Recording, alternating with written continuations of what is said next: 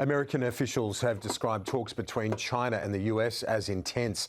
Following reports Russia asked China for military assistance, US National Security Advisor Jake Sullivan met with the top Chinese diplomat Yang Jiechi to stress the economic penalties China would face if it provides military support to Russia. Sullivan warned his Chinese counterpart of the global isolation and trade consequences Beijing could face if they continued to support Russia.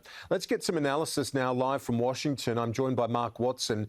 He's the director of the Australian Strategic Policy Institute's Washington, D.C. office. Mark, what's your read on this? And I guess the hope is that China backs up a bit in terms of its own aggressive foreign policy approach by seeing the loss of face that Putin is undergoing, not just loss of face, but the economic loss as well that Russia's undergoing right now. Yeah, I think this has been quite a significant shock in many ways for China. It had a great deal of strategic certainty not that long ago, and now it's seen its new best friend, Russia and China only recently concluded a friendship deal that they said would be unlimited in its scope. And now it's forced to kind of take sides here. And Russia is really pressing China for more than just not being opposed to what it's doing, but to provide active support. And China, I think, is really in a very difficult position here. It doesn't want to go prematurely to alienate the rest of the world.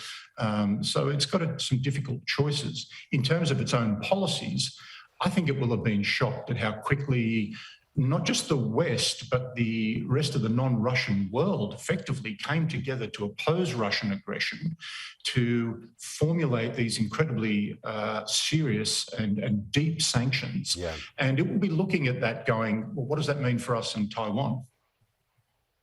Well, Russia, among others, had said that the US response to the withdrawal in Afghanistan was sort of marked the end, and it showed how shambolic it all is. This episode, though, very different, Mark. Coordinated, effective, almost unanimous international condemnation.